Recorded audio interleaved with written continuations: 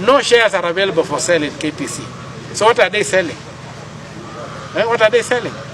So why are they trying to privatize KPC as though it's a parastatal when KPC is a limited company under Cap 486 of the laws of Kenya?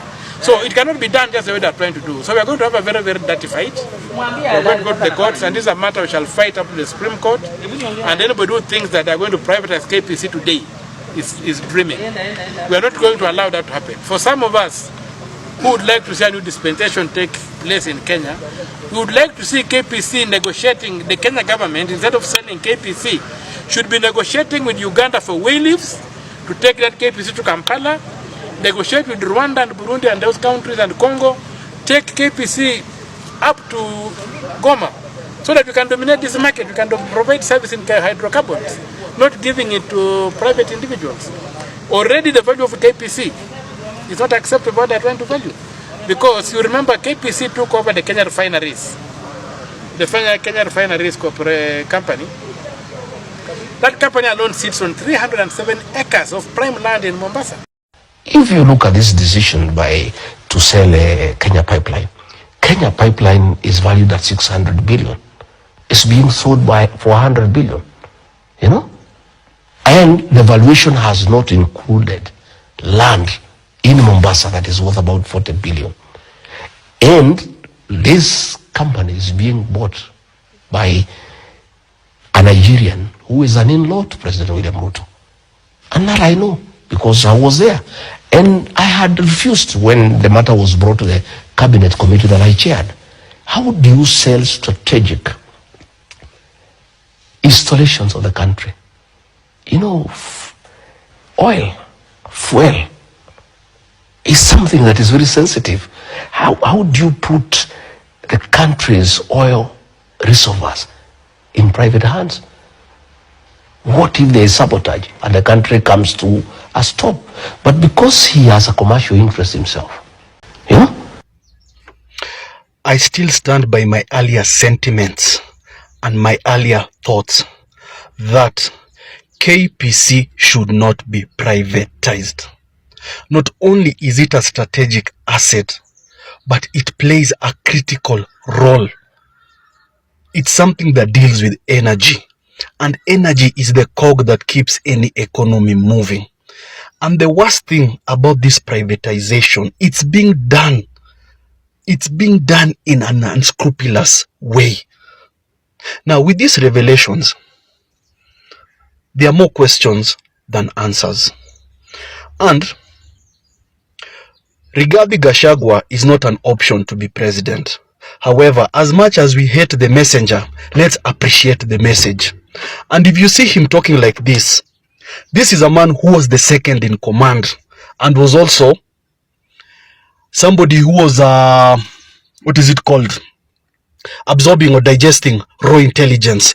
He was sitting in the National Security Council, and definitely these discussions of privatization had started in earnest before their fallout with Ruto. So I believe him 100%. Now, this is clear conflict of interest. This is clear nepotism. And I believe that KPC is being undervalued. Why can't we have two audits? An audit done by the government and an audit done by the private sector to corroborate and substantiate how much KPC is, because they have a lot of assets. They have a depot in Mombasa. They have a depot in Nairobi. They have a depot in Kisumu. They have, I think, a depot in Eldoret and Nakuru, if I'm not wrong. So how much is the land that those things sit on? How much is their assets? And the last time I checked, KPC has been on an upward trajectory, making profits after profits. Before tax and after tax, they have been making humongous, colossal profits.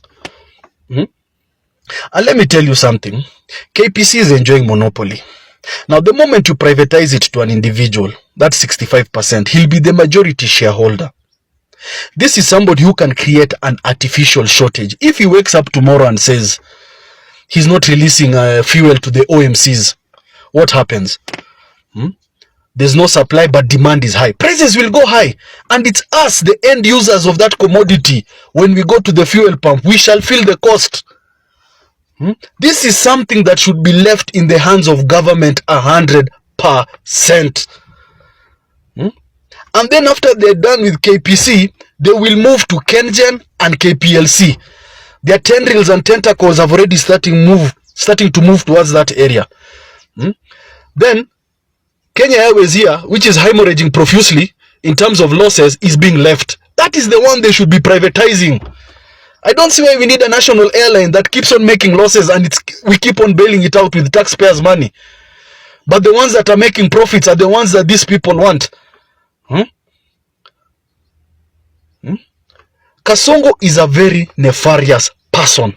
And where his interests are, it is not for the country. It's for personal and selfish interests. This man has no loyalty to this country other than his stomach. He has a voracious appetite for public land, public assets, and public funds. And Parliament, you people have failed us miserably and terribly. You have failed in your three roles of representation, oversight, and legislation. And the most of all, oversight. You have become an appendage of the executive. You people are not even sovereign or independent. You're domiciled in the executive.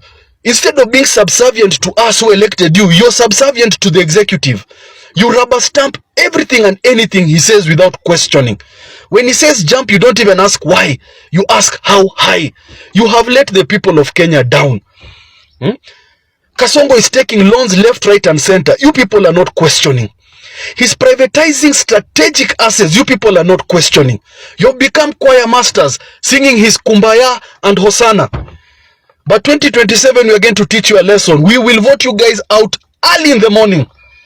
Early in the morning. And you will never see any seat of power, even that of an MCA or even a village chief. You have failed as Parliament. You have failed to do your role of oversight. There's a reason why we have three arms of government. We cannot leave power to one arm. That's how people become drunk with power. You're supposed to act as a check and balance. This country is being eaten left, right, and center with no mercy. And you people, instead of clamping or pruning, you're clapping and cheering on because you're being given kickbacks. It's very unfortunate. Very unfortunate. The cabinet has decided, you know what, let's go take the pig that they rejected in 2024 finance bill protests and put lipstick on it. These rats have decided, no, let's just go do it. They won't know. In fact, we don't even need to tell Kenyans that we are selling 30% of the Kenya Pipeline Company. People went to the streets, lost their lives, and said no to the finance bill. But no, nah. These guys decided we're going to privatize them and sell. And what I mean is they decide to use an IPO, initial public offer. An initial public offer is, for example, when a private company decides, hey, we are in debt, let's sell some shares of our company so that we can, pay off this debt. But KPC is not a private company. So this government is forcing it to be a private company. And Dindi said, was it last week? He had red flagged and said, guys, did you not see us over there on the Nairobi Stock Exchange? Did you not see us on the floor? This was one of the things, but guys didn't know. Y'all didn't know. So these rats are making decisions uku chini ya maji. Hamjui nini na happen. So here we are again. Oh, wait, pause. Before I say here we are again. Before this, Ruto did have a case in 2010 in regards to KPC. But this was a land thing. How many millions was it? 23 million? Atazikumbuki. I think they acquitted him or something like that. But it was reopened in 2020 before he became president. I don't know what happened to the case. I don't know how it went. Nothing. Hatujui. But here we are. He's now president. These guys just go and make a decision chini ya maji. 2025 finance bill, by the way, they passed it without even our public participation. Walikata, waliforce 2 issues wakata iende. Bomas of Kenya gone. It seems like wamona sasa we can go to selling all our public assets. We said not even 1% should be sold or should be privatized.